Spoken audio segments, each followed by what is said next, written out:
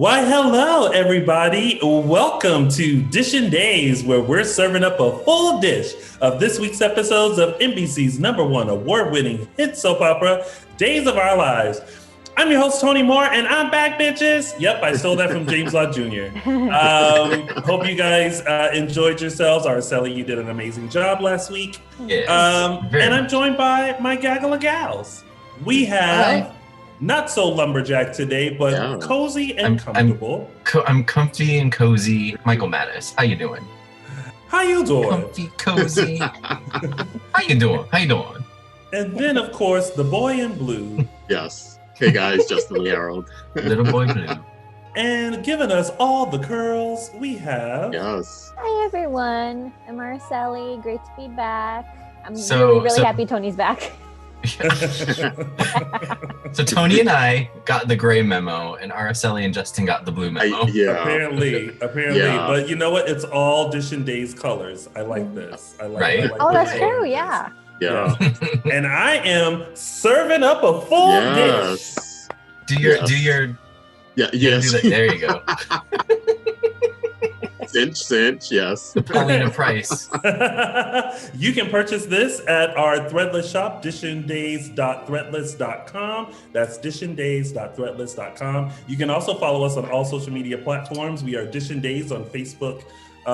We are Dishin Days Show on Facebook, Instagram, Dishin Days, and _Dishin Days on the Twitter. The @ is still wondering who really done shot Charlie.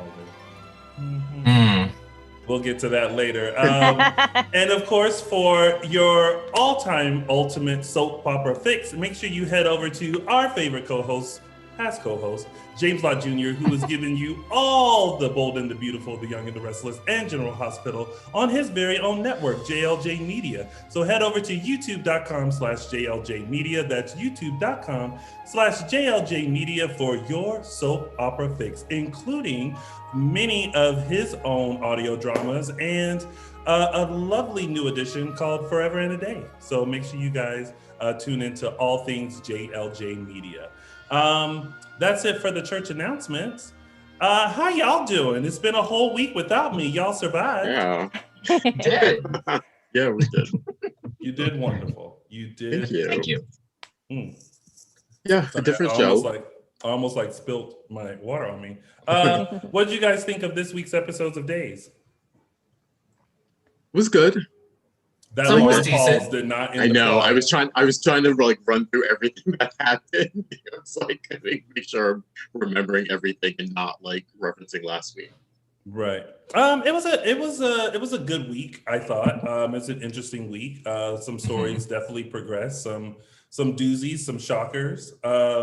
You know what it feels like? It feels like that moment where you've got the water boiling and you can start to see the bubbles forming and it's going right before it just goes off kind of a thing. Yeah.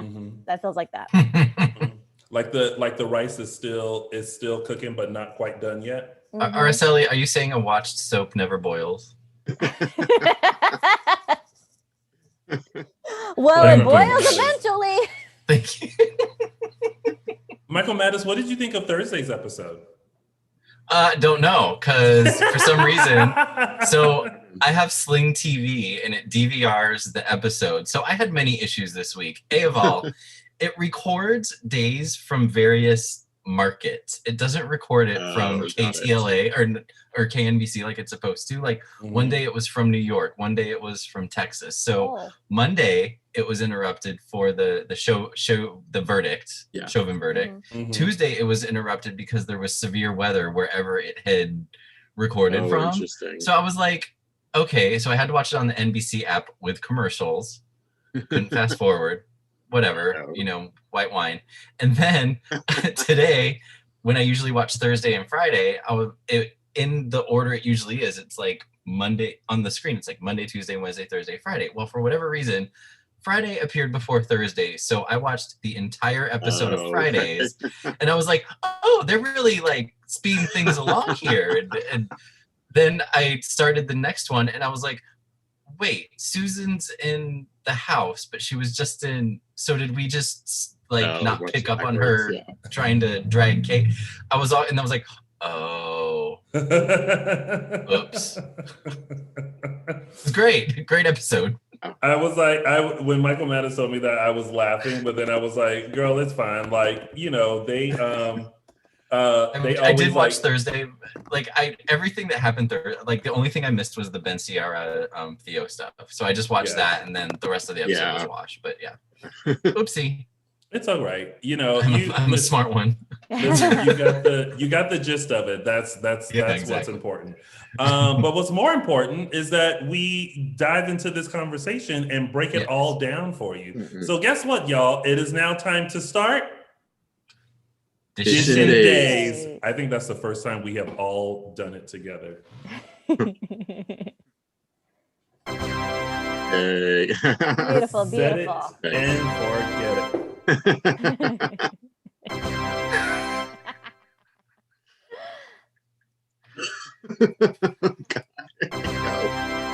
You get two shows here, people. And Tony two shows. Yes. Tip, lovely. Make it rain. All right, you guys. So let's start things off. Speaking of that, we have Chanel, Xander, Paulina, Lonnie, Eli, and Abe. All right. So this was probably my favorite storyline of the week. You know what? So when I was here a couple weeks ago, I was like, "Ooh, I'm not really sure." Like, I kind of wish that Chanel played like a little older, so that like this makes sense and everything. But this week, I was like, you know what? This all makes sense because Chanel is like old Xander. Yeah.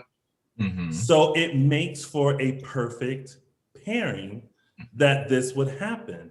And in the scheme of things, when it's like, oh, your mom is loaded, so therefore I'm not getting out of this marriage until I get a pay cut, and then they scheme together. I was like, oh, okay, here we go. We were served the meat and potatoes, but now we're starting to choose our meat. I love it. Yes. I'm still loving it. This is my favorite. I love the pairing when they woke up in bed together. I'm still loving it. I love these two together. I like throwing Paulina in the mix. Yeah. And I mentioned this last week, Tony. I don't know if you. I'm hoping for like a Paulina, Xander, Chanel unit to go up against like Titan and Demira. Yeah, because I think we're getting Paulina as sort of like another business rival to come in, and I think we actually need someone like Xander to kind of help guide her when it comes to Salem. So I'm here for it. I'm hoping they expand this and it's not just, they don't end it here with more money. Right. Because they all and all three of them play very well off each other. Like the Paul and Precious. Precious. Her name? Yep. Paul and Precious, and then Paul and Precious with Jackie. Like that whole Julie's Place scene was hysterical to me, and that Xander, Xander's negotiating needs a little work because he just went from like $10 million to $1 million in not even 60 seconds. He's been I think he's been out of the game so long. He like and he hasn't really been out that long. I know, but he put it all away for Sarah, and now it's like he's been out of the game, and I hate. It's like he's the scheming game. Yes, I thought you meant the business rusty. game. Yeah, he is rusty. Yeah, giving up too easily. I'm trying to figure out how to phrase this without this being controversial. Just say it. Okay. All right. We made this big hoopla, and rightfully so, about these fantastic Black actresses coming to the show. And they're giving us everything we want. And Jackie, when she was like, oh Lord, like this is like, I got major church mom vibes from her this week. It was awesome. But real talk, in families of color, we're not afraid to get down and dirty. So I'm waiting for the moment for someone to just grab Chanel by her wig and say, little girl, you need to listen up. Oh, You're not getting this. You looking for the church pinch. Yes, because it's like they're really trying to play it very nicely. But I'm just like, oh, hell no. I'm thinking like if this was my kid, I don't care who was watching you. I'd be grabbing you by the hair and pulling you out of there. There'd be none of this slamming the door in your face. Let me tell you, you slam that door in your mom's face one time. That door's coming down. That door's coming down off the hinges. Let me tell you, the door wouldn't have been able to fully close because moms have a way of seeing the thought of a door closing. It's like, oh, excuse you? Hello? Yeah. You was about to do what? I know you better not. You must have forgot who you was dealing with. It's very that. Yeah. So they're playing this. I feel like they're playing this just a little too nicely, and I'm waiting for Jackie's gloves to come off. But you have to realize that with the way that Jackie is playing Paulina is someone who obviously shows affection through gifts. You know what I mean? So that's why Chanel is so out of control. And that's why she only has so much of a handle on Chanel, is because she gave and gave and gave and gave and gave. And all Chanel did was take. And she thinks that, well, my mom is rich, so like I'm good for the rest of my life. She doesn't have that drive like her mom does to go off and like do something of her own. So I can see why we haven't yet. I feel like it's there, but it hasn't come out yet. And I think this is like, we have the foundation.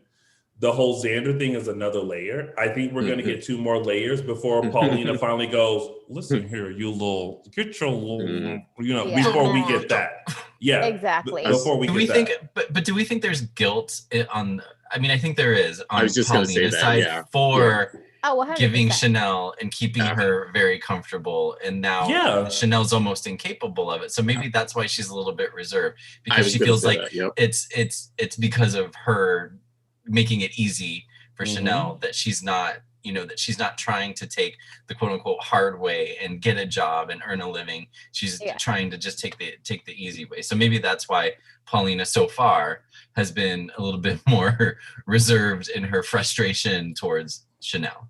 Well, remember like a few weeks ago, maybe like a month or so ago, Paulina had that moment in I think either at Lonnie's place or either in her hotel room of the fact that, she like, oh, it wasn't her hotel room. That the fact that like she's the reason why Chanel is like this. And she recognized that she didn't do right by Chanel. But I think in this moment this week, she realized, no, I'm not about to shell out that much money for another one of your dumb mistakes. No. And at this point, like Xander was just like, I need something. But then Chanel was like, that's only $50,000 each. And then Paulina was like, oh, excuse me? It's only what? And when she not coming though. I can't wait until Paulina realizes that she's been bamboozled, because she thought she bamboozled Xander by being like $1 million. Okay, fine. And then, the whole like Days music as she's writing the blink on boom, boom, boom, boom. And then she hands, first of all, as she was writing the check, I was like, who writes checks anymore? Like, you couldn't Venmo or do a wire transfer? Like, what are we doing? Venmo. And then she rips the check, hands it to him, and then you just, in the second one, he like looks at it and you could just hear the do do do do do. Boom, boom. Because a zero was left off. She was like, you're only getting $100,000 from me. Good luck. Goodbye. Yeah, I think this week we're gonna get sort of gloves off Paulina. Like, I'll show you. Yeah, you tried to play me. Now it's on. God, I hope so. Yeah. I think one of the other the other mistake that Paulina is making, she's not even this week, she's not realizing that her big mistake is not willing to let Chanel fall like all the way down.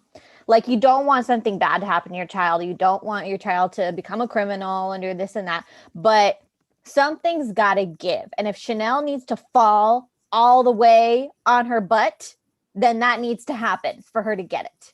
Yeah.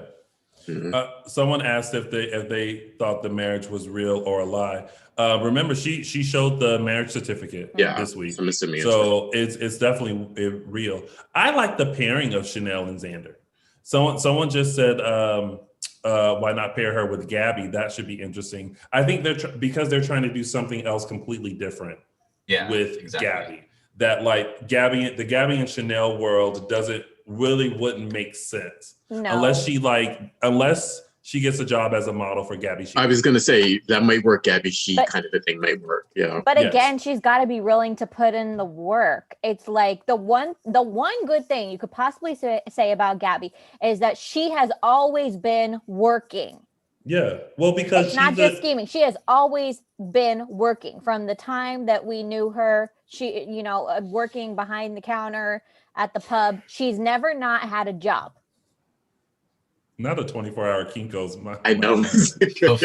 There was for those not in the chat room, we were talking about maybe the certificate could be faked, and I said, yeah, maybe Salem has a 24-hour Kinko's. Maybe Chanel just went and got on the computer and was like marriage certificate. No, I think she really wanted to make it authentic. Yeah. Also, when she found out he was broke, that would have been the time to be like, "Oh, we're not really married." We're not that would have been she the deal. Yeah, exactly. Because she was quickly Googling divorce attorneys in Salem. Justin Kiriakis. No, I know. I would say Bell Black, but we'll get to that in a second. Yeah. And I love that Abe kind of ran through Xander's history. There was stuff I forgot. Yeah. Then I was like, sexual assault. Who did he sexually assault? I was like, was that Teresa? That was the one thing he didn't do. He didn't do. Yeah, that was the one thing. Right. Like you said. Yeah. And I forgot about that, but yeah, he literally went over every, and her reaction was. The really long laugh. It was like, yeah, it gets worse, girl. I'm sorry. What was that? Wait. I'm sorry. What was that reaction again, Michael Mattis? Oh. Like someone was like stabbing her. Yeah, the church. It really was church vibes. Like, oh Lord. Yeah. Lord have mercy. Bless her heart. Mm-hmm. Yeah. I'm sorry, what were you saying? Xander, but like that just goes more to my point. Like even Xander, like going through the rap sheet, like I know it was criminal work, but it was still technically work. He probably was getting paid. He was getting paid. He was making connections. I mean, not that I'm advocating for that kind of Chanel to get into that kind of work, but Xander at least had ways to make money. He found ways. Chanel's not even trying. Wow. Well, she's not because she's always been spoon-fed. I mean, So there's that. But I do like that in Sarah's absence, they were able to kind of pivot Xander into this storyline. That's like, and it's I like that they found something for him and then he, again, he plays well off of both of them, and he's kind of selling it. So I'm happy that they didn't just like put him in the background or whatever. They're giving him kind of his own thing separate from him and Sarah. Yeah, we're getting back to like the comedic sort of scheming Xander that hasn't been neutered, but kind of has been since he's been with Sarah. I mean, they kind of have their own like little like kind of quirkiness together, but I think we're getting back to like kind of the funnier Xander, the scheming Xander, kind of taking him back a little bit and not keeping him as serious as he has been the last couple years. But also not throwing him all the way back into this is kind of like a petty scheme, not like kidnapping and all that. But it's like a balance. And bonus, we kind of got an update on Sarah. Like a did I miss that? Oh yeah, that she is she's on a deserted island, basically. Oh yeah. Somewhere. But I thought we knew that from the Did we? No. Yeah, that's where Kristen told her she was taking her. She told her that. That was this week, though. I don't remember her. No, saying Kristen. that. Yeah, Kristen told her that when she kidnapped her. Oh, she did. Okay, well, we got confirmation. That's where she is. What state she's in, we don't know. Right, but I just like that they leave the door open for a possibility. Mm-hmm. And that was pretty much it with that storyline. I mean, I like that Lonnie tried to step in and help out, but her and Eli weren't like that much help. I thought the scene with them. I thought the scene with the babies was cute, like showing them happy like happy parents after all this time. Finally, they're able to just sit and relax and enjoy the kids. So I they've thought got it was another cute. 15 years before they have to deal with this kind of nonsense. Yeah. Enjoy it while it lasts. Exactly. All right, so let's move on to the next storyline, which is basically the Who Done Shot Charlie segment of our show. We now know who done shot Charlie, and before you guys already know the reveal, but let's just go over some predictions. The lottery ticket? No, I made that joke before. Yeah, it's my SAG voting information card that I just have kept going. So, Justin, you were wrong in your thought that it was Angelo. Araceli, yeah, you were wrong in your thought that it was Johnny. Although I will say that was brilliant because that would have been a great way to have Johnny enter the canvas. Although I don't know if we want to have him enter as a murderer, but kudos to you. I could have made it a self-defense thing and kept him on. It could have been. Yeah. Michael Mattis, you are wrong. In your thought that it could have been Claire or Nicole. It would have been so much better. I will have to say I was partially right because I said, go ahead. We're going to get into it. Let me finish. Go ahead. I said it was a known suspect. And that's all I said. Okay. Okay. What? Mr. Tony Moore. I said, Mr. Tony Moore. I said it wasn't any of those people, but it's someone that we know. And I always was not on to canvas. I didn't say it was not on canvas. I'm pretty sure you said that. Also, can we, Tony, you know that is the vaguest answer out of all of ours. It's someone we know. But out of all of y'all, open-ended guess. Yeah, out of everyone, I was the closest. Yeah, you're also the person who didn't name a specific person. Because I knew better. I think all of us that chose females were the closest, actually. I don't know. I'm sorry, even Bimby says you're wrong. If he could talk, he would just be like, wait a minute. Well, he's dreaming. Not saying it, but yeah. So in the case of Who Done Shot Charlie, for 2 seconds, we thought it was Belle. Because so first of all, but before we dive into all of it, I have to say this. One, and I will always keep saying this to the fans. You guys have to give kudos to the writers of Days for continuing to keep us guessing. Because while we are confused as to the reveal of the killer, I still think it's brilliant on their part, the way that they did this. The whole journey of who shot Charlie has been great because we all knew right off the bat it wasn't Sammy because that's not in Days fashion. But the fact that they took us through Sammy to who was next? Allie. Sammy, Allie, then Trip, Ava. Lingering with John because he kept hearing the gunshot. Then the whole button in the red jacket with Belle to the reveal of Jan is the one who shot. It's like just that journey along in that short amount of time. I don't care whether you guys like Ron or not. I think as a viewer who does not look up spoilers, who is not in the Facebook rooms looking to see who knows what or whatever, like it's great because you have to realize it's keeping all the storylines moving in such a way that it keeps everything interesting, even though sometimes we're confused, and we'll get to other confusing storylines in a second. But the fact that even right here in the chat room, Freeman Griffin says, disagree, Tony, who, by the way, Freeman Griffin has had a lot to say the past few weeks. The writing has been poor lately, with the exception of a few individual scenes here and there. See, that's the thing. The writing hasn't been poor, because if you guys were writing Days of Our Lives... and who's judging what's poor and what's not? Right. Yeah. Because if you guys were writing Days of Our Lives, Ben and Ciara would have been together. Boring.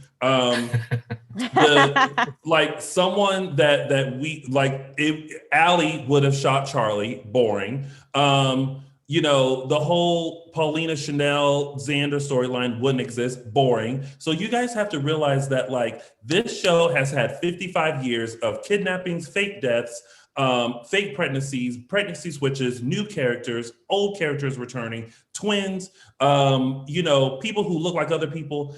And at some point you have to think, what else can we do? There's A, where the fans will expect, but then let's go with D, where like they won't see this coming, and then we'll kick it off from there. Like you have to sometimes give them credit for sometimes trying to keep us engaged, even though we're going, huh?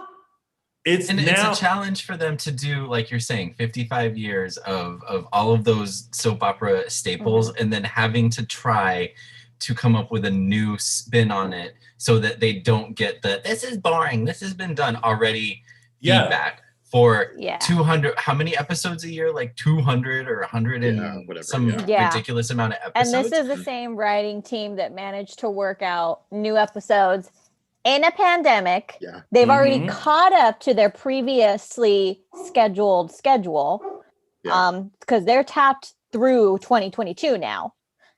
And they did the one thing that has never been done in soaps, has been done in prime time, but has not been done in daytime, which is they did the time jump.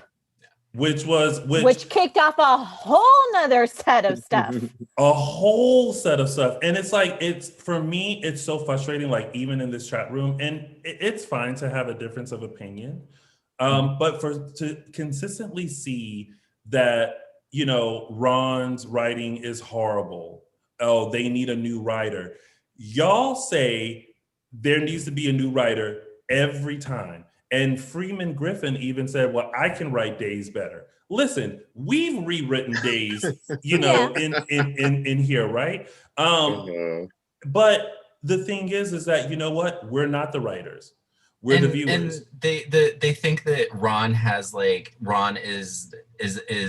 final say on everything. There's his bosses. There's his bosses like Corday and producers and all them. There's NBC. There's Sony. Like all of these channels runs up a chain, that stories have to go through, and a network can make a decision. Network or Sony, whatever, can make a decision. And it's not, you know, it's not exactly what Ron wanted, or it's not exactly what the writing team wanted. But since, you know, I mean, guys, do you have any idea how deeply the budget has been cut in the last 10 years? And then there's that. I mean, I mean, truth be told, there's probably a lot of complaints that people make that Ron would actually probably agree on if you got him alone. But that, like we said, like his hands are tied sometimes in a lot of ways, and you don't know that. And quite honestly, they're professionals, so they're never going to let you know that. So when you're bagging on him about this storyline, he can't say to you, yes, I actually wanted to do this, but my bosses said no. And they're the ones who fund the show, so we go no. So, I mean, you know, I'm all for criticism as long as it's balanced and it's not, I hate the show. It, to me, doesn't do anything. Why I think not liking the storyline or criticizing that, I think is perfectly fine. Now, listen, we don't sit here and applaud everything. You know, sometimes we go, like the whole reveal of Jan. We're like, but at the same time. Okay, so I agree with you, Tony, that like the journey they took us on and how they revealed it was great. I just wish who the killer was different. Yeah, I mean, actually, that's my. I wish I had been right. I really do. But I mean, I wish I would have been right too. But I will say. Okay, here's a question.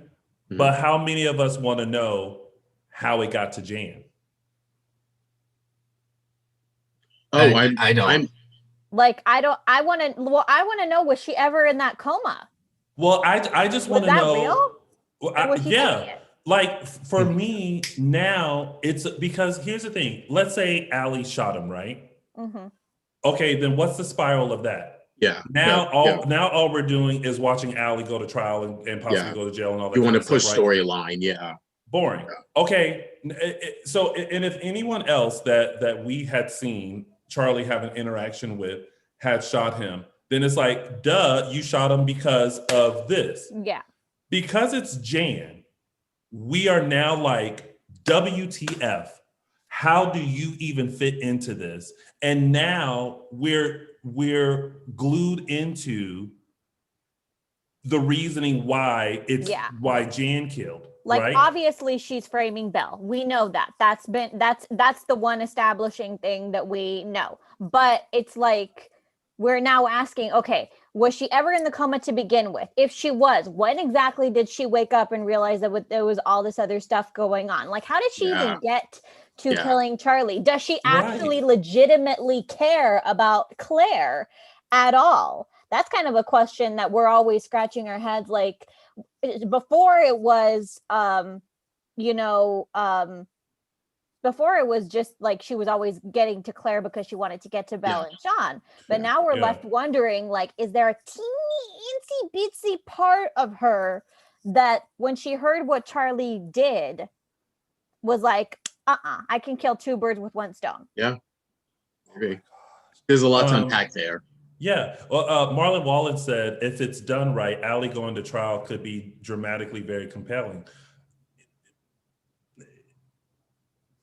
In what way? Because it's like, for us, it's clear and cut dry why she shot Charlie. She shot Charlie because, he sexually assaulted her and produced a baby, and she's upset about that. So like, what about that trial would have been so compelling?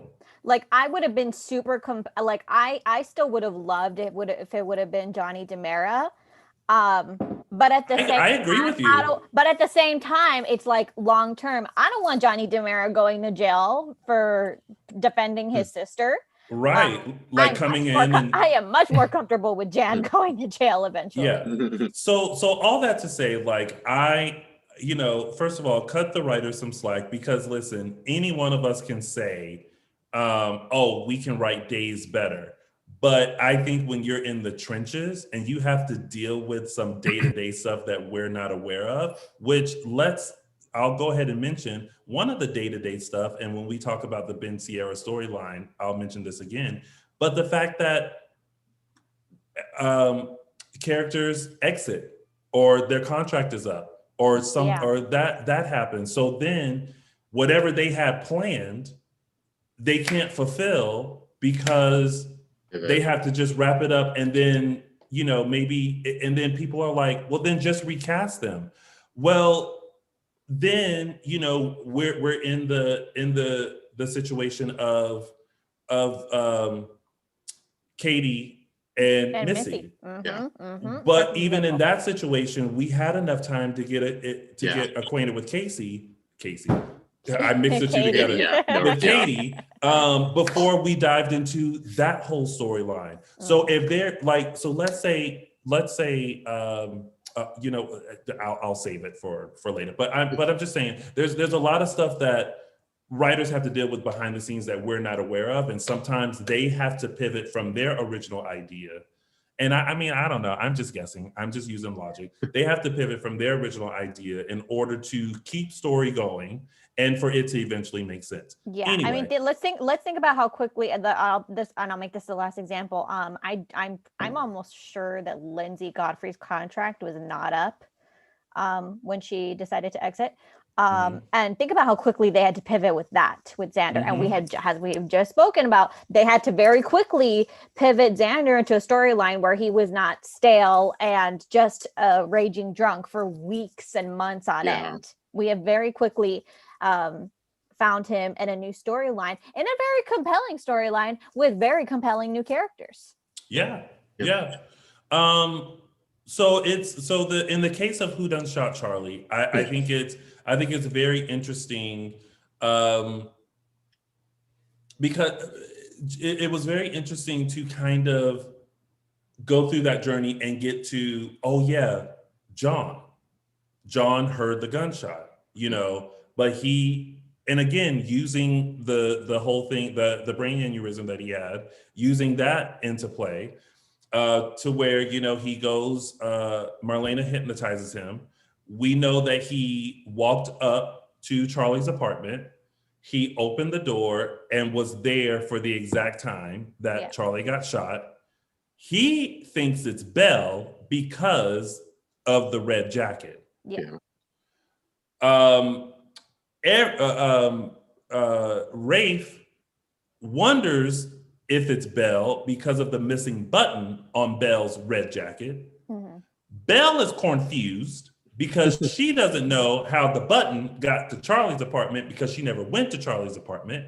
Sean is confused because he's like, wait, but then I think he had a moment of like, oh God, I hope she didn't, because although she had an alibi, there was time where she was by herself. So now we have two storylines. We know who the killer is, right? And now we're wondering how we're going to get to proving that Belle is not the killer, because right now they think Belle is the killer. And of course, in D.A. Trask true fashion, she's like, red button, missing button, red jacket, owner of the jacket, Belle, arrest her. Motive, yeah. Yeah. Yeah.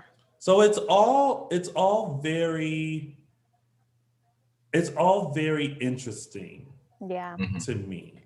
I like it, and I'll play devil's advocate here because I'm thinking about the last time we had this, not a major whodunit because it was kind of wrapped up very quickly, but the closest thing we had was when Nick Fallon was shot years ago, and I think majority of people knew it was either going to be Will, Sonny, or Gabby that shot him, and of course it ended up being Gabby. And that's a stain that continues to follow Gabby around. Julie will not let it go. The woman will not let it go, despite the fact that everyone knew Nick was a monster.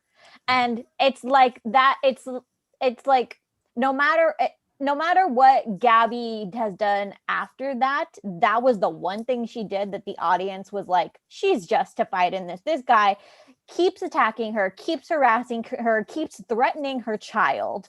Mm-hmm. And Charlie was doing the exact same thing. No one misses this guy. No one misses Nick. But but Gabby will forever have that stain on her. It's the one thing that she did that the audience was in agreement with. But the great thing that came out of Gabby shooting Nick was the collaboration of Gabby, Sammy, and Kate. Yep. Yeah. Oh, and it was the dragging birth, that body. Yeah. Yeah, and it was the birth of like Gabby in the ranks of a Sammy Kate, the villainess, taking on that kind of villainous character. Yeah. Because you had Kate, who was like the ultimate, Sammy, who was the ultimate, and then they training little baby Gabby on how to do that. But I don't think that would have necessarily worked out with Allie, because Allie is she has her mother's guts, but not her mother's scheming ways, and I think it would have been like pushing her a little too far. So that's just my Allie. So like people who say that it would have been really interesting and it would have made sense for Allie to have killed Charlie. Yeah, I think it would have been more heat of the moment. She's just a little too innocent. She doesn't have her mother's scheming ways. Yeah, before Gabby had shot Nick, we saw some of her scheming ways, and that was just like itching to come out and almost like needing mentorship kind of a thing. Allie, I've never seen have that. But also remember this, when we talked to Mike and we asked Mike, did he know who shot Charlie? And he said yes, but he also said it changed a few times. Like every time he thought he knew who it was, it would come back and be like, so I wonder if Days had like if they changed who done shot Charlie? Along. Yes, and they were like, okay, if we do option A, what does that mean for story? If we do option B, what does that mean for story? If we do C, what does that mean for story? You know what I mean? Yeah. And I think that's probably why it kept changing. And then when they landed on Jan, I think they were like, okay, Plan the Allie is obvious, you know what I mean? And we can do the trial. Oh my God, everyone feels bad for Allie, and Sammy's gonna go crazy. Or they could have went with, so Nicole. you really feel Tony. Oh, right. Or they could have went with Nicole or Claire or I think John. Nicole would have given Ari something to do without Eric. It would have given her kind of her own thing. They could have made it a self-defense thing that no one believed. And so they could have put her through a trial, and then somehow, some way, they're able to prove it was self-defense, and then she, gets off. And at this point, it would have been, we revealed that it was Nicole, but she was too afraid to come forward because she was afraid no one would believe her. And that's why she was kind of putting the suspicion off of other people, like when she was having those conversations with Rafe, about, it could have been Trip, it could have been Ava, whatever, but that's just my opinion. But then would we have wanted to see Nicole go through something again like that? Because attempted murder is already on her record. Yeah. True. You know what I mean? But the way that they've groomed Nicole now, I think that would have been wait, what? No, not Nicole. No, that's not. Now. Who would be meddling? Who's gonna That's spill Nicole the tea now? Walker. Yeah, she's Nicole Brady now. Yeah. So it's just kind of like I am gonna say, while I sit here and scratch my head, like Jan, like what? She shot Charlie? Why? I'm now kind of like, okay, like I need to know more. And I think that's where they were going, is like, now we're going to show you how we got to it. Now, we're here, right? Now, once we get to here, if we're still like, I could have done without this, then okay. But I'm here for the journey to get here. And then once we get here, I'll decide how I feel. I really wish I had a touchscreen now, where like as I'm talking about stuff, like one of those sports or like the election things where they were just like moving it around. Like I really feel like now I wish I had that, but yeah, it just it is what it is, and it's interesting right now. It's keeping you wondering like what's going on, because I don't feel like anyone's going to turn off the TV. Even though Days fans are always like, I'm not watching it anymore. I'm going fast forward. I don't like this. Blah, blah, blah. I think you still want to know, okay, like, why did y'all land there? And not for nothing, I think Freeman Griffin. Not for nothing, I think that is it, her actress is Heather Lindell. Yeah. Plays Jen, is that right? Not for nothing. They don't bring her on for no reason. She is a fantastic actress, and all of the other people agree with that. Martha just loves her to pieces. So I'm really looking forward to those scenes, because she knows how to needle like no other.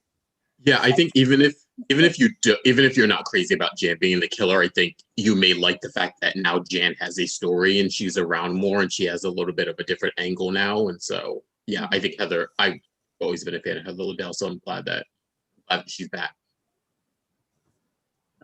So Annie Goen said, I even like the idea of Gwen shooting Charlie and framing Abby because of what Stefan did to her. No. They have they have their own thing going. Like, you don't need to add murder to Gwen. Yeah. That's See, this is why some of y'all can't write. Why do you want Abigail like being a victim again? No, like, and we'll get to that. Abigail's got a lot more problems. You don't need to add more. Yes, and you're right, Araceli. Heather Lindell is amazing as Jan, and when she does appear on the canvas, you're in for a journey. So I'm here for now. Why you shot Charlie? Mm-hmm. Jan. Oh, that's the new segment. Why you shot Charlie? Jan. There we go. We got a new title. That's the new segment. I have to remember that. So yeah, and so that's pretty much everything that happened in that, right? Yeah. Yeah. I think so. We'll see Okay. how that goes. All right. Well, here we go. All right. So now we have now that it's 6 p.m. Right. Now we have Ben, Ciara, Theo, and Claire. Now, let me go back because I know the Sin fans are going to feel some type of way that I said Ben and Ciara get together boring. What I mean by that is, you gotta clarify. What I mean by that is, if he had rescued if he had rescued Ciara, then what else happens with Ben and Ciara's story? Because here's the thing, let's keep it 100.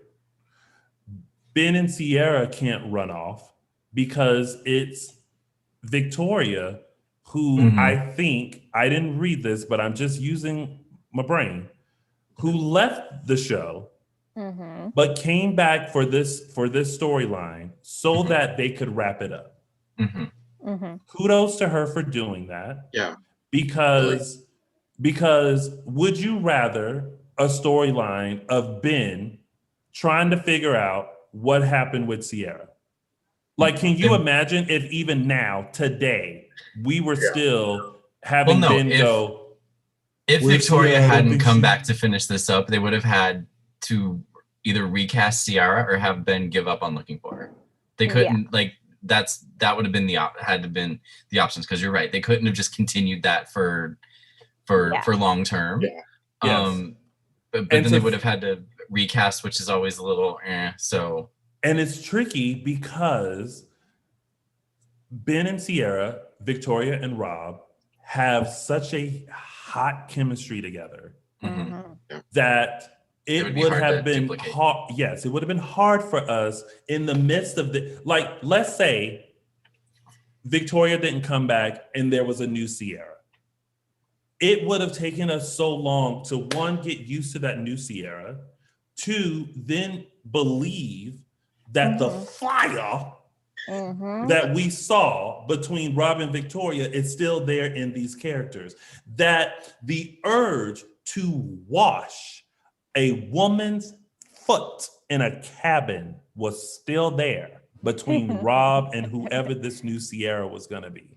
Yeah, so I think that sometimes we have to think that. So with that, I'm doing a lot of ranting today. I think this is what happens when I take a break. So with that, it makes sense why they had to pivot into this whole, she doesn't remember anything about Ben. And she feels so safe with Theo that now she's like, well, let's go. All these people in Salem are just going to, pressure me. And they're being so, Claire made the point that they're being so forceful about it that they need to step back. Well, now the damage, quote unquote, is done, and she wants to leave. Yeah. She wants to go with the one she's comfortable with. Yeah. So can't blame her. So in today's fans I'm keeping an eye on, today is Freeman Griffin, who says that Theo is taking advantage of, well, how did they put it? Taking advantage of, hold on one second, let me scroll up. I disagree. Theo has done what Stefan did a few years ago, taking advantage of an impaired mental state. Here's the thing. Theo, number one, I'll get to the part where I blame him for him. Theo is not taken advantage of. Theo and Ciara are friends. In this moment, Ciara feels safe with Theo because there's no pressure from Theo.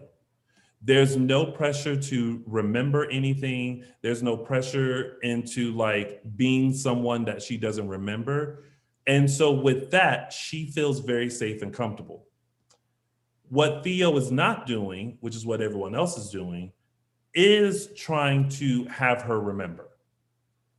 And there's a little part of me that's like, Theo, now, you know that she's married to Ben. Yeah.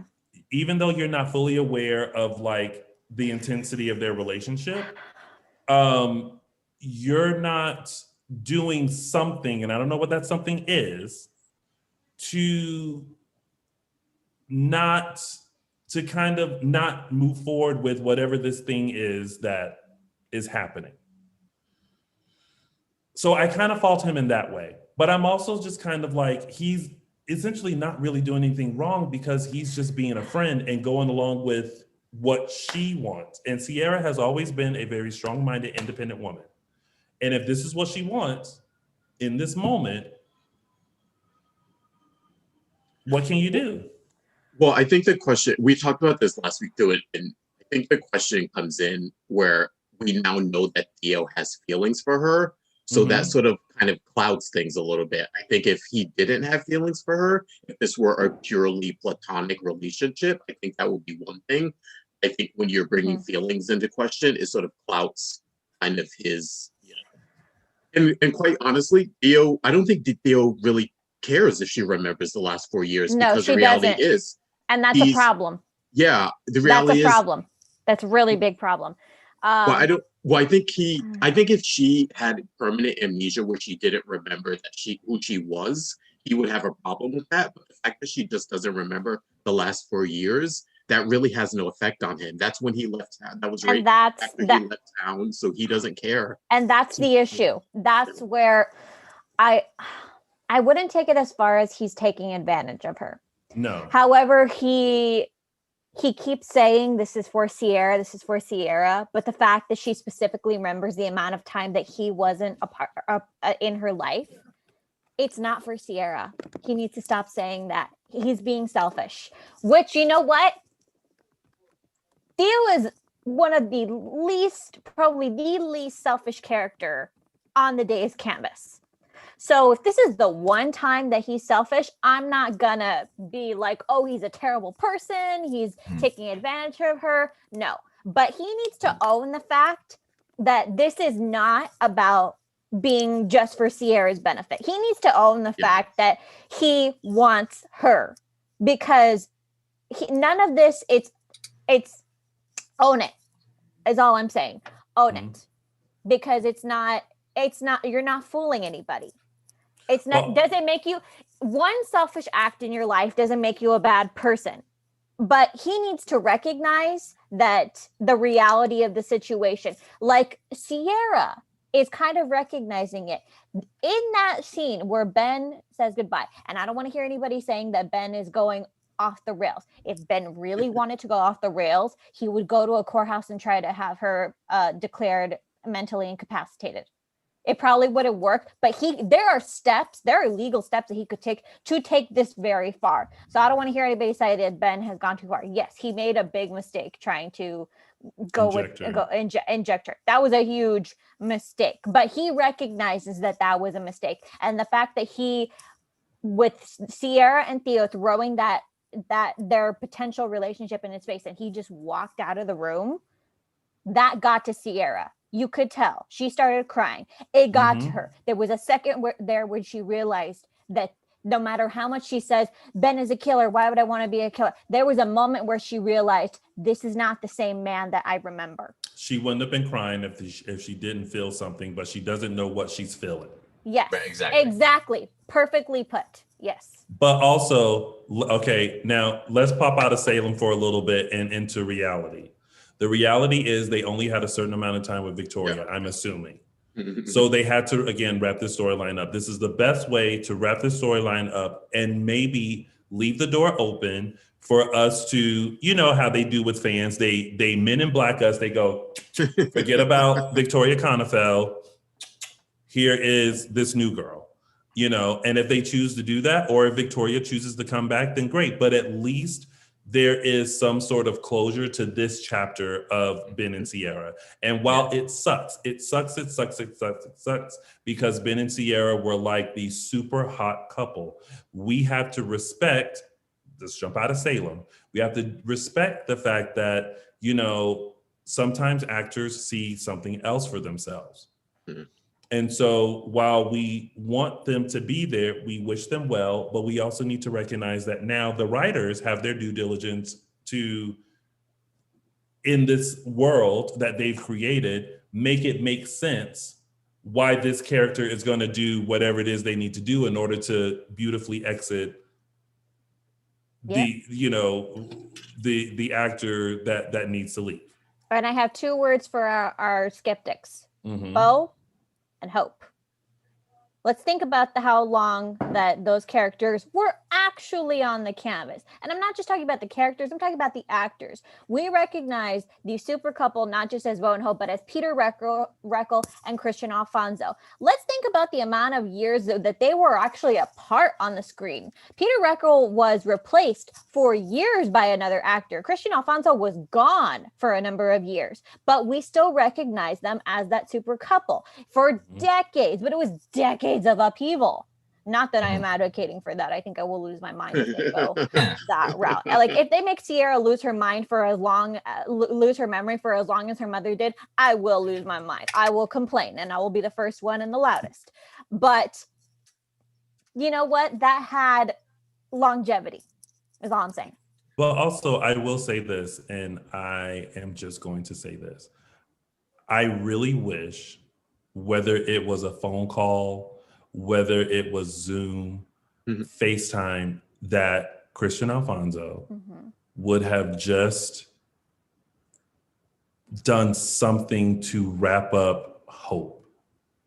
Because as fans, it does not make sense that Ciara is alive and returned, and she's still out there searching for Ciara, and no one can find, because it was said that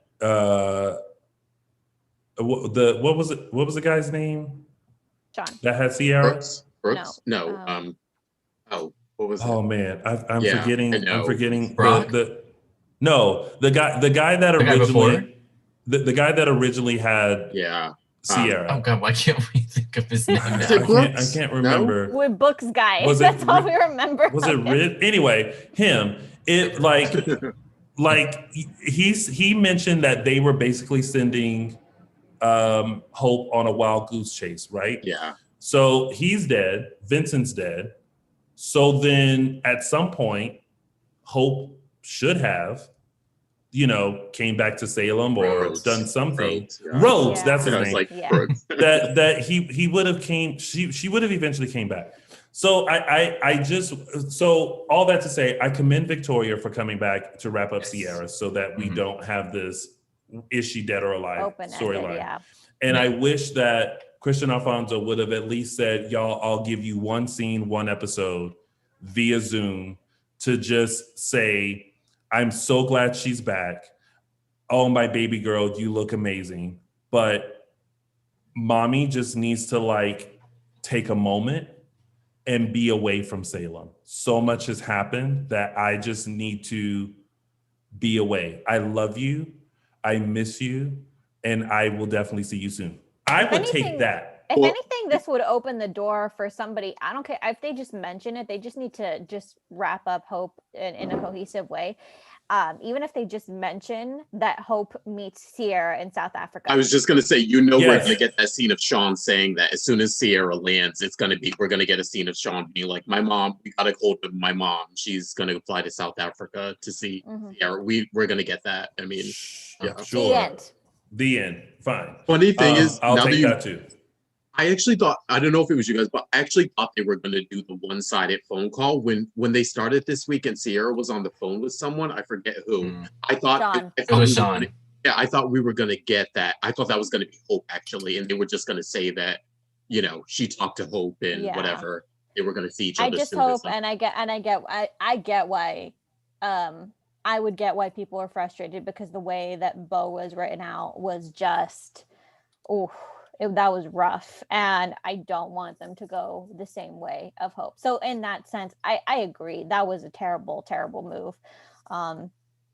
Not his ending, but just the years on end of uncertainty that we got before his ending. That was just atrocious, and I don't want them to do the same thing with Hope. If we could just, like I said, wrap it up in one line, but there needs to be some kind of definitive. Then there needs to be some sort of wrap up. Yes. And everyone keeps saying, just recast. You guys don't understand that, first of all, we're not going to pretend like Christian Alfonso was not Hope for 30 plus years, whether she was on or off the canvas. So to find someone to fill those shoes is going to be hard, and it's definitely going to take time. And it's also a question of like, is a recast fully needed? Yeah. You know what I mean? Because I have no idea what's going on at the moment with Missy Reeves, because her exit was just supposed to be temporary during this pandemic. But now we have no word on when or if she's coming back. We're getting very vague questions about Katie. And Katie had her contract was temporary because she's established the last few years she's been directing. So I understand people. I understand why you're frustrated and you want to recast. But the thing about a recast is you have to make a definitive answer on if this is going to be temporary or if this is going to be for the rest of the show. Yeah. And the way, and especially the way that this past year has been gone, it's like nobody wants to make that kind of a permanent decision on the fly. Yeah. And also like, because I'm sure everyone's like, well, there was Katie, replacing Missy. But remember when we had Ron on, Ron said they had this storyline in play already, to where they couldn't scrap this, because imagine if they scrapped that whole storyline. There would be no Gwen. There would be no, casting contracts had already been signed with Emily. There was all this stuff that was already in motion. It wasn't just a matter of what was being written. There was Emily had already been cast. There was already stuff being written down the pipeline. They would have had to scrap months of work. Yeah, I don't think you recast just to say goodbye to Hope, because then it's not worth anything if it's a recast actress doing it. So I think unless there's a great storyline that they had exactly, then recast. I'm far more easier with recast now. I mean, if you look at the show, most of the cast members are recasts, even if they're people we like now and we love, and Kate was a recast. Yep. Most of the show was recast. I mean, think about it. Yeah, most of the show. Ben was a recast. Rob was a recast. Yeah, but as fans, it definitely takes some time for us to adjust to a recast. They recasted Vivian twice. Yep. One worked out, one didn't. So there's that, So all right, so that's basically I'm just sipping my tea on that one. What? I'm just sipping my tea on that one. I think everybody needs to sip tea. So that's pretty much the storyline with Ben, Ciara, Claire, and Theo. Before we move on to tidbits, just a reminder, you guys, please like and subscribe our YouTube channel. You're right here on it now. Or if you're listening to us on our podcast station, make sure you follow, make sure you like, make sure you comment. That's what keeps us going. That's what let us know that you like it and love it and want more of it. So wherever you are listening to us or watching us, hit that like button, hit that subscribe button, so that you will never miss an episode of Dishin Days, where we are serving up a full dish of this week's episodes of Days of Our Lives. All right, now on to some tidbits. Brady, Chloe, Kristen, Sammy, Lucas, Vivian, Kate. Oh, Lord. Oh, even Kristen was upset with Kristen when she bashed Kate over the head. Even Kristen was like, God damn it, Kristen. You made me do this again. I have to go through this whole thing again. I got to send another person to this island. The look of frustration with herself was just like, fuck, man. Yeah. I'm feeling it. I think we got a little bit of a shot in the arm with bringing Sammy and Lucas last week. And now I feel like it's still sort of spinning. You know what I mean? Like, I feel like there's not much like direction here. And now like Kate and Jake are involved now. So it's like, wait, where are we going with this? Like it's unraveling kind of as we speak. It's unraveling so quickly, but the Sammy and Lucas of it all, I find that's the bright spot. Yeah. That's the bright spot. Because we had said last week that it really felt like they were on the same level again. They had that same dynamic they had when they were kid schemers, when they were like young adults and they were scheming together before everything got crazy and they had that period where they hated each other. It really felt like they were on the same level.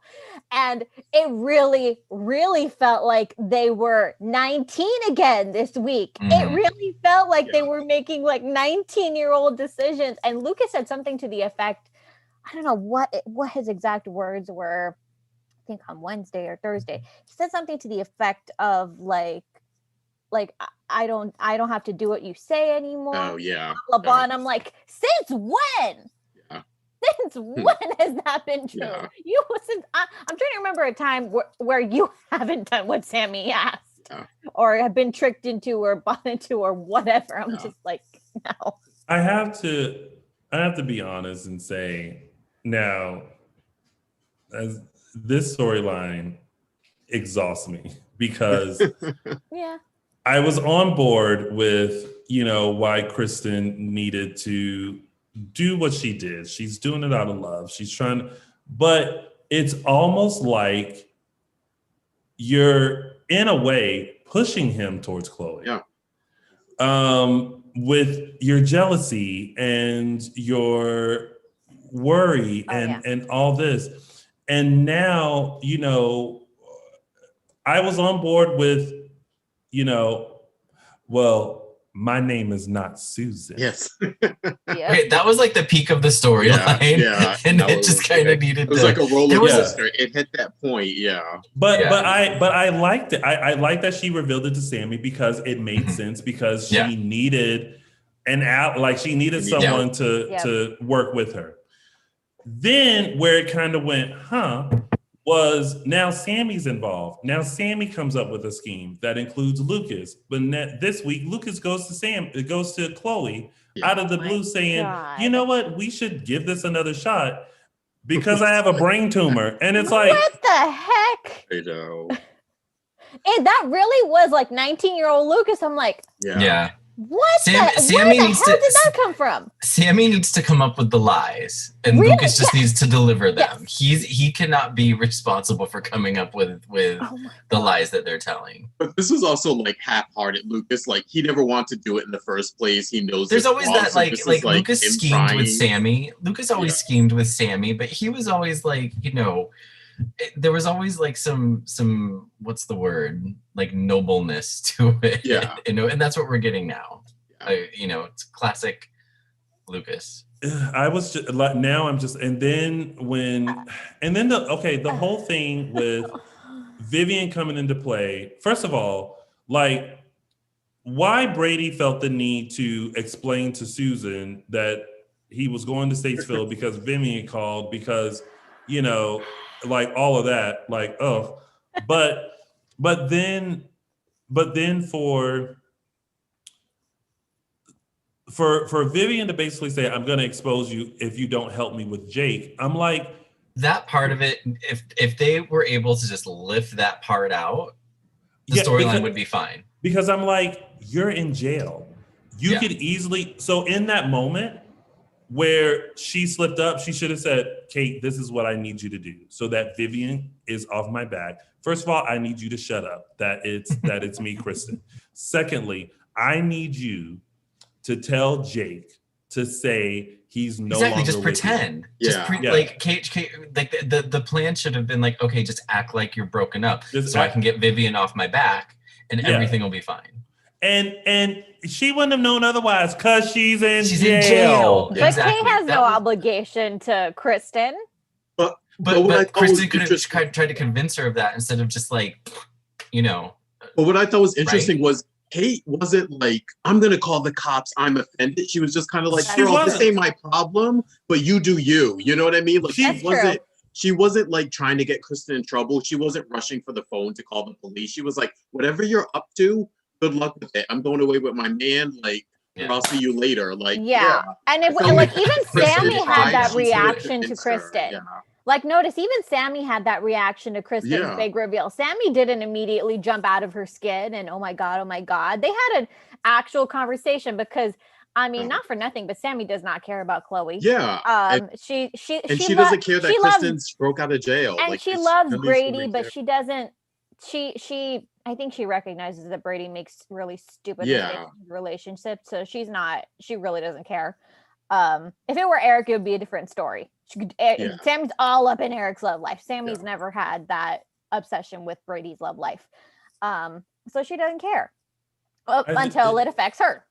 That whole part of the storyline was just because Michael Maddox, like you said, Kate was not bothered. Kate was like, Lord, Kristen, girl, do what you got to do. Yeah. I'm out. Like, my name is Ben. I ain't in it. You know what I mean? But it's just kind of like, it's like, girl, like, come on. And so, but exhausting. I'm just glad that Jake walked in. Now I'm curious to see how the rest of it plays out.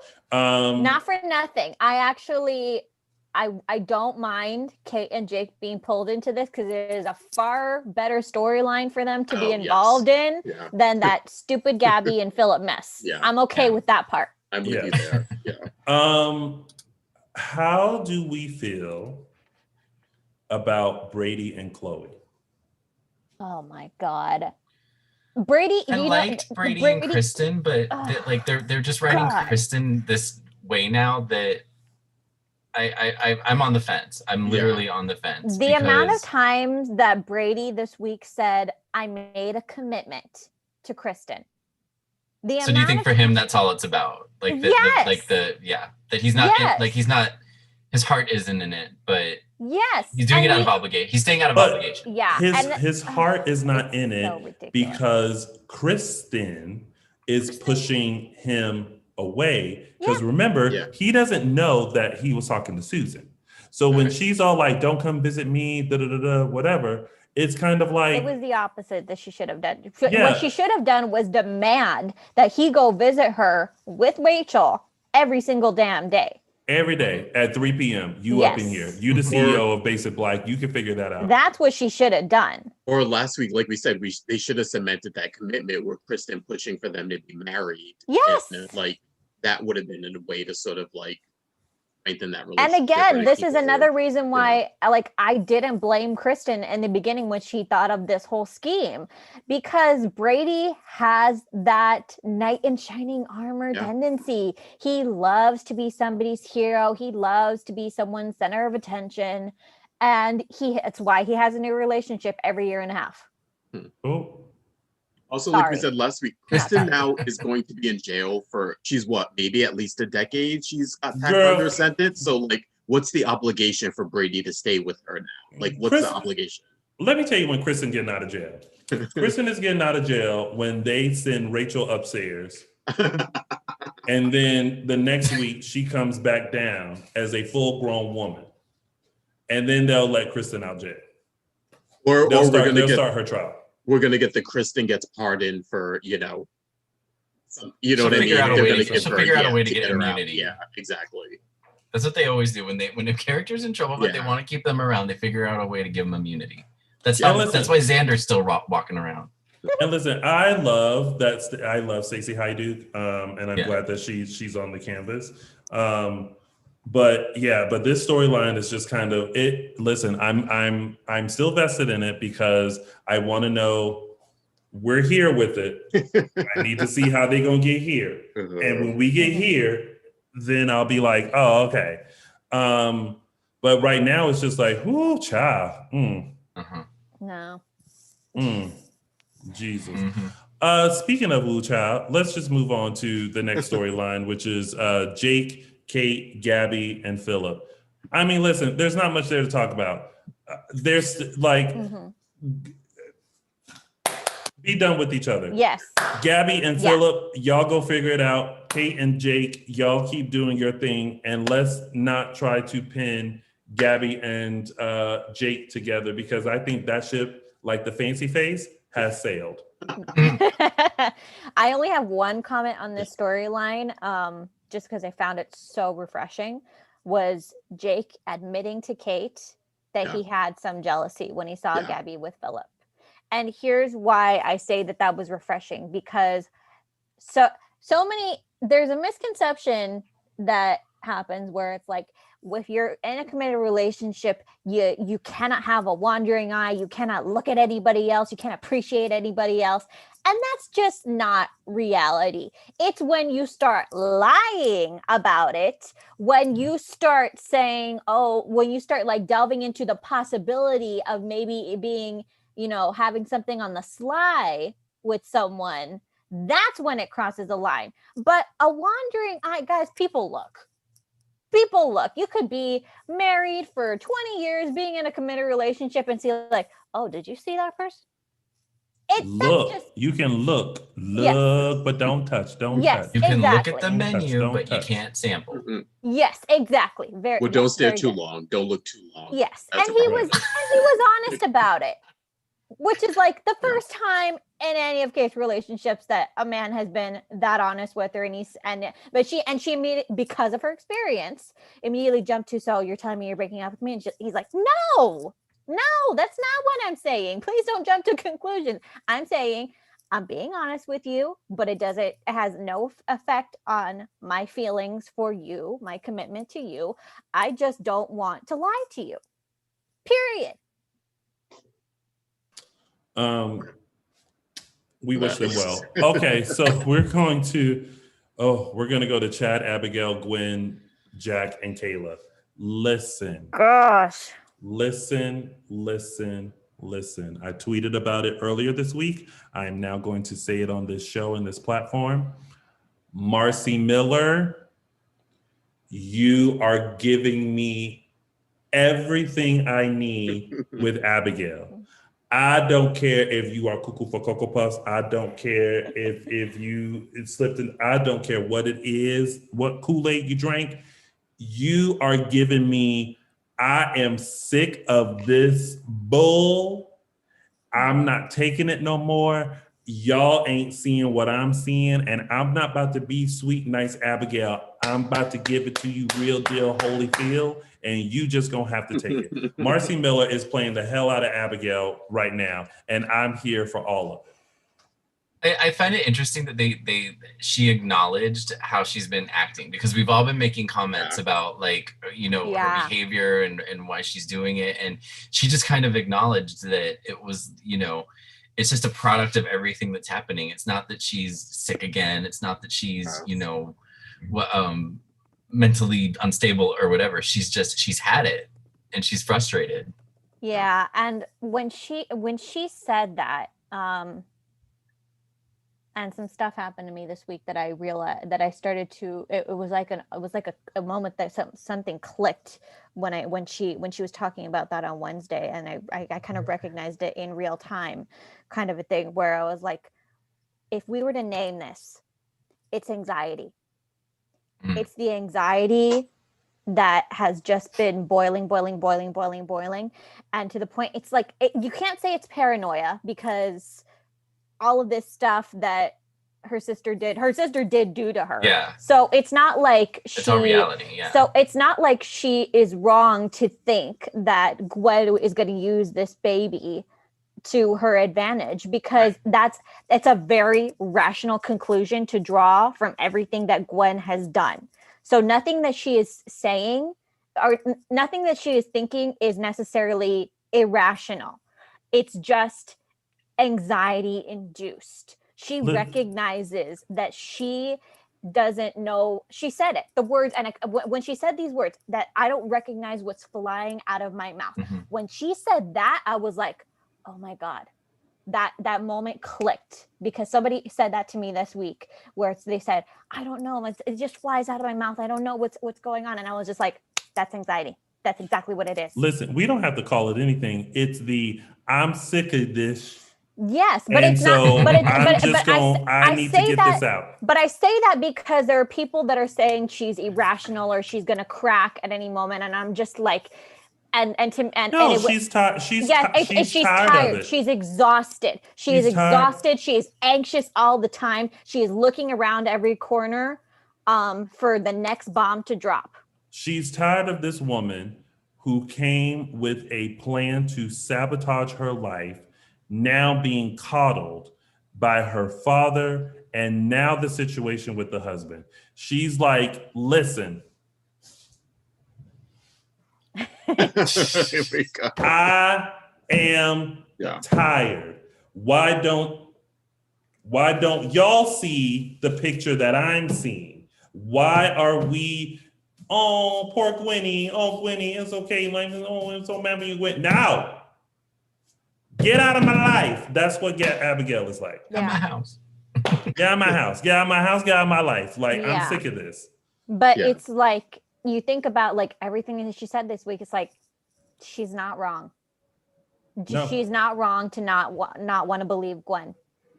She has no proof to the contrary that Gwen is not going to use this baby.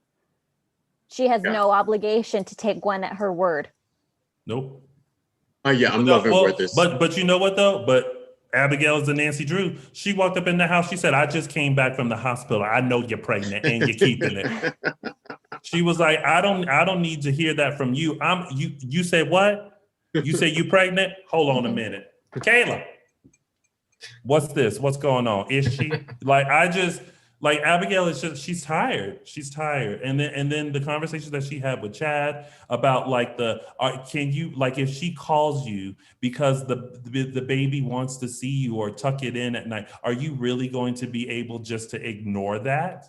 These are all valid questions. Yeah, it was a really difficult conversation. You can't call anything that Abigail has said or done this far necessarily irrational because she's bringing up valid points. Yeah, because nobody is thinking rationally right now. Yeah. No one is. Everyone's like poor Gwenny, and it's definitely a 180 because like we couldn't stand Gwen for a second because she was like, "Girl, you done came in and just you doing all this stuff. You being too much. You need to sit down." Now, by the same token, like Gwen, I do think Gwen. Can we take a poll? Do we think Gwen's being sincere? Yeah. Oh, I do. Yeah, absolutely. Yeah, she's 100 being sincere. Because she now has, here's the thing, she now has an understanding that the story that she was told is not true. And now she's like, what did I just do to this family that doesn't deserve this? Because even upon the discovery of being pregnant, she was just like, oh my God. Yeah, she's like, oh my God, it's another thing that's going to make it seem like I'm now. And Abigail was like, here you go again. Now you wants to be pregnant, now it's that, you know what I mean? Whereas Gwen is like, this is not like nothing is working out how she ultimately thought it was supposed to, so I think Gwen is very sincere when she's talking. And I think Jack sees that, which is why and Chad sees that. Yeah. But the problem is Abigail don't see that. Because Abigail sees the death of Laura, now a baby. And what she's seen is a continuation of whatever plan that Gwen was after. She's still doing it. Because here you go, coming up with all this stuff, Gwenny. I think I'm going to start calling Gwen Gwenny. Gwenny. That's my niece's name, Gwenny. Oh, Gwenny.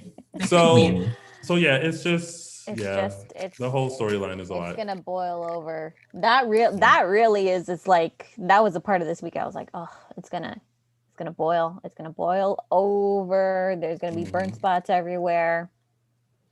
Well, we're just gonna see how that plays out. Moving on. Anyone else have anything to say about the Chad, Abigail, Gwen, Jack, Kayla storyline? We all good? Did we get it out? I feel like I got a lot of stuff out. Yeah. Right. Now last we have Steve, Kayla, Trip, and Allie. My happy place. Yeah. Who's on board for Trip and Allie? Yeah. You know what? I was like that from the beginning. Like I hated that they had the whole like that whole thing in London. But like I'm here for it. This week we discovered that they're both smitten with each other, and people are calling them out for it. They're cute. How do we feel about Trip Dalton going to Trip Johnson? Aww. Hooray! That was like some good old schmaltz, you know? Like it was nice. It was what am I trying to say? Just some schmaltz, like a feel good. Yeah. And all the mess that's going on everywhere else. It was kind of nice to have a little minor feel good, touchy feely stuff in there. And yeah, he's part of the family. They've taken him in despite all of his misdoings previously. Yeah. So yeah, it was like a aw. The conversation that was had at the dinner that they didn't eat. All the chowder. They've been eating a lot of chowder in that household. I would be. They need to keep some X-Lax around because it's all that chowder is gonna bind you up. All that chowder. I thought it was a great reasoning why he decided not to keep the last name Dalton. I thought it was, again, a great way to make amends and be on the same page and be on a good page with his family. And purge the negativity of his past out. Because he has such a bright future with the giving of the doctor coat, and that he's going to start doing his rounds, and him and Kayla getting past all the stuff that they went through. It was just that was a really great moment. And then the reveal of Trip Johnson, I was like, I'm here for it. Although I do like the name Trip Dalton better. But the Trip Johnson's cool too. Okay, used to it. The negativity that's around the last name Dalton, I totally understand. Yeah. It's like nothing but good things to say about all that this week. For that was all like the good spot. The drama. Look at how much time we spent talking about all the drama that happened this week. We needed something that was just clean cut, good. Yeah. We're good with all of it. Yes.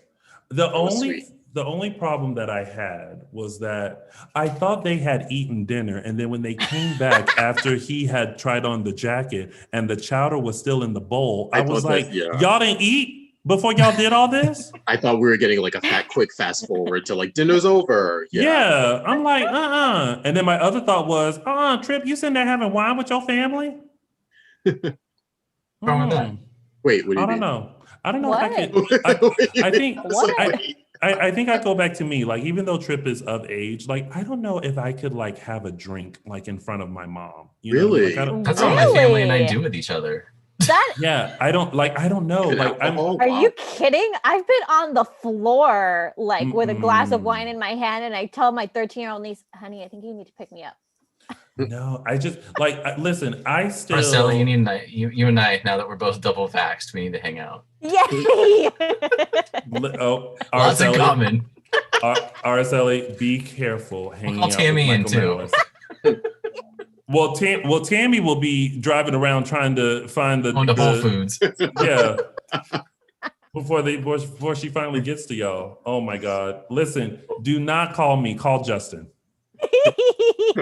Call Justin. Justin will come and pick you up off the floor. All right. So that was your week of days. And now it's time for our favorite part of the show, which are our segments. And we're going to start with mine, which is Tony's official 3 Snaps Award. Oh, snap! All right. So y'all listen. When you have a moment where you feel like, oh, yes, I'm getting what I want. And then suddenly you get it, and in your mind you hear the wah, wah, wah, wah, wah, wah. That's what happened. And when Paulina was like, Xander was like, oh, there's a 0 missing. She was like, no, there isn't. That's all you're getting from me. I was like, yes, Paulina, you are not Paulina ATM Price. You are the negotiator. You are the deal maker. You are the contract drawer. And you said what you said, 100,000 or take 0. So for that, Paulina, that check gets Tony's official 3 Snaps Award. Oh, snap! And welcome Jack A. Harry to the 3 Snaps Award Club. Yeah. And not for nothing, the PD department did a nice job with that check. I love that handwriting. It looks very authentic. I think that must be hers. Maybe it was hers. Yeah, maybe. And look, I love look that at signature. That. Yeah, and then April 25th. Oh, but what year is it though? No. Oh, see, they don't have the year. They didn't do a year. You know why? That looks very authentic. Well, because Days is probably confused today. Like, Lord, we jumped a year. What year? Like, wait, what year is it? All right, and now it's time for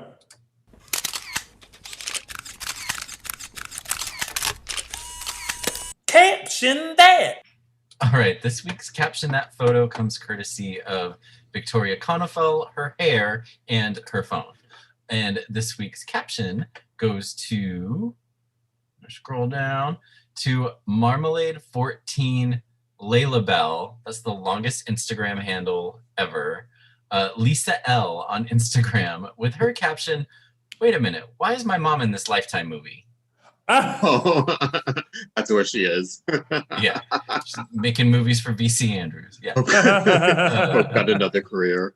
Hope got another career as an actress. Yeah, as an actress. Oh my gosh. Well, that has been Caption That.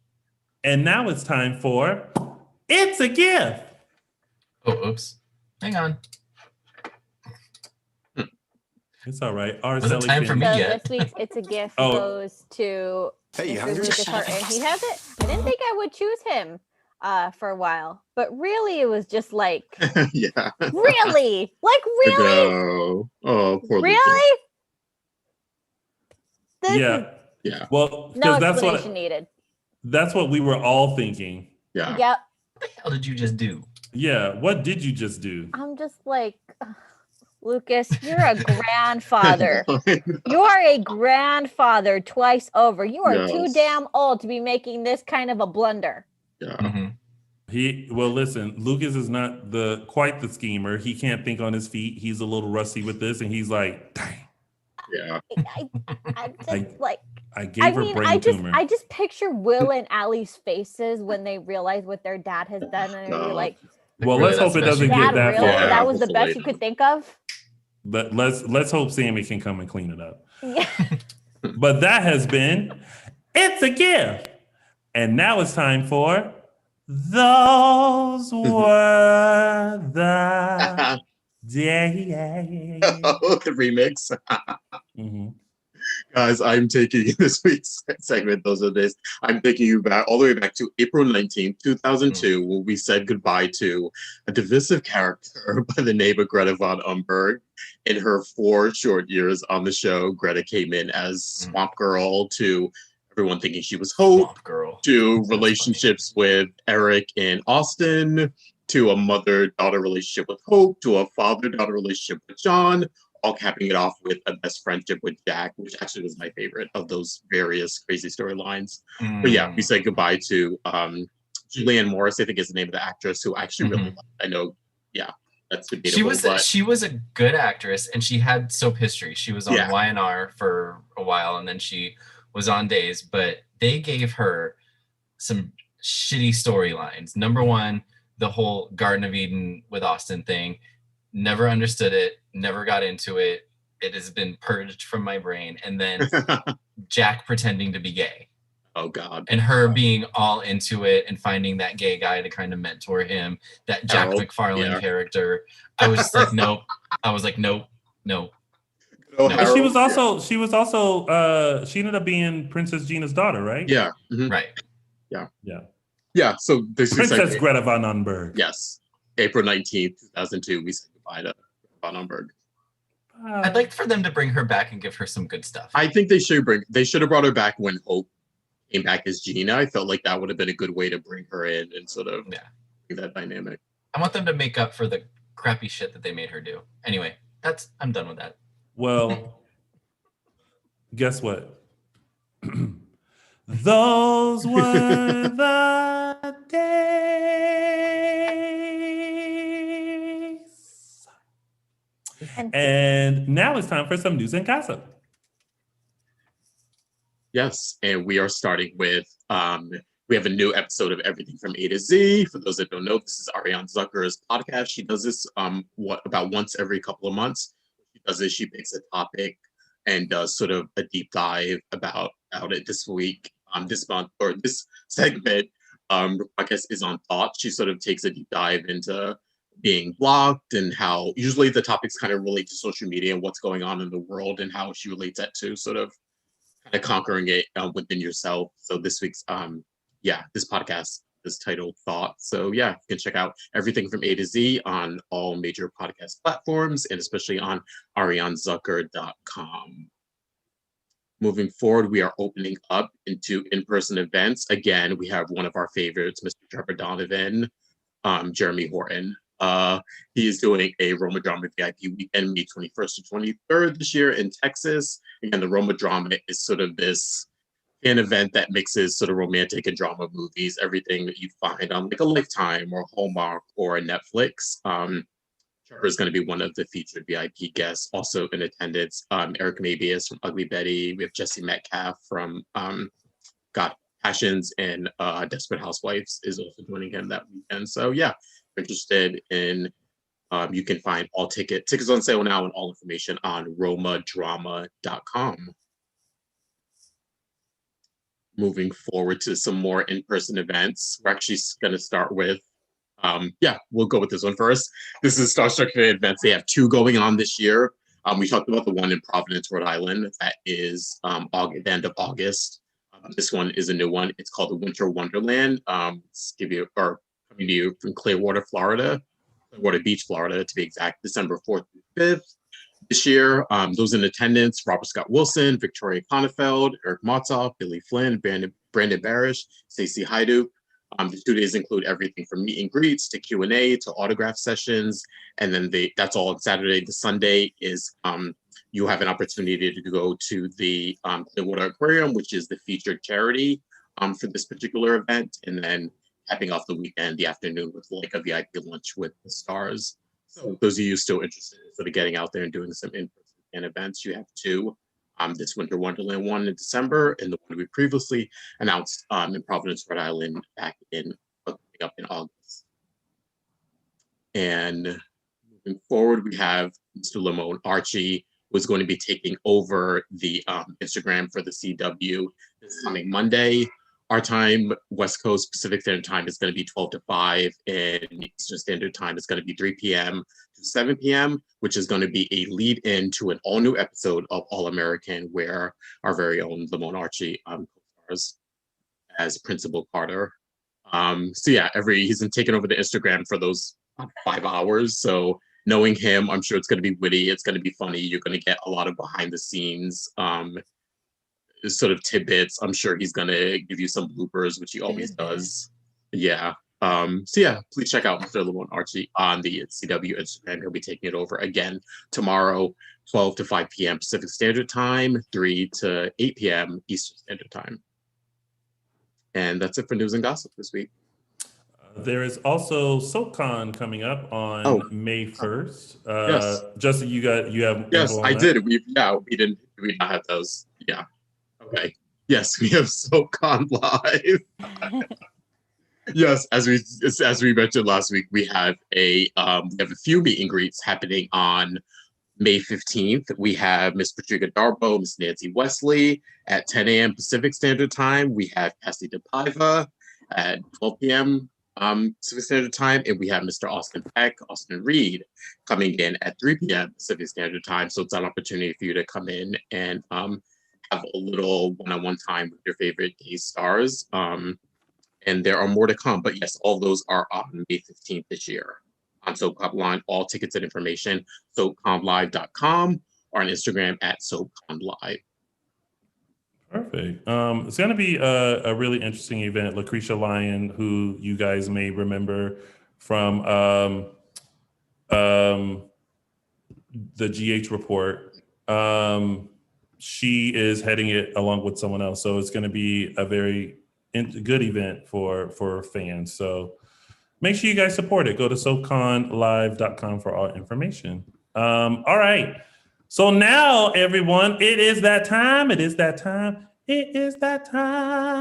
where we get to show you what's coming up next week on your favorite award-winning soap opera, Days of Our Lives. Hey, you hungry? Just shut up and kiss me.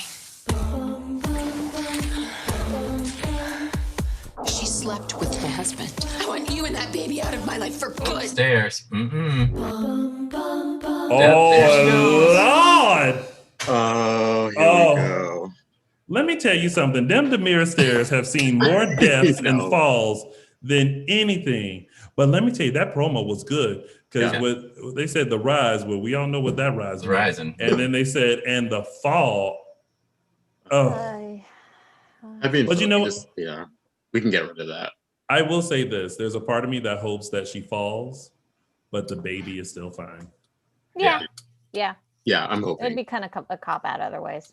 Yeah. Exactly. Yeah. But who, Lord Jesus? Do you think that's why they redid the Demira set with the stairs? Particularly, they were like, "This girl needs to fall down some stairs. We need stairs Oh somewhere." my god. It just seems really Did we convenient. not have that, stairs before?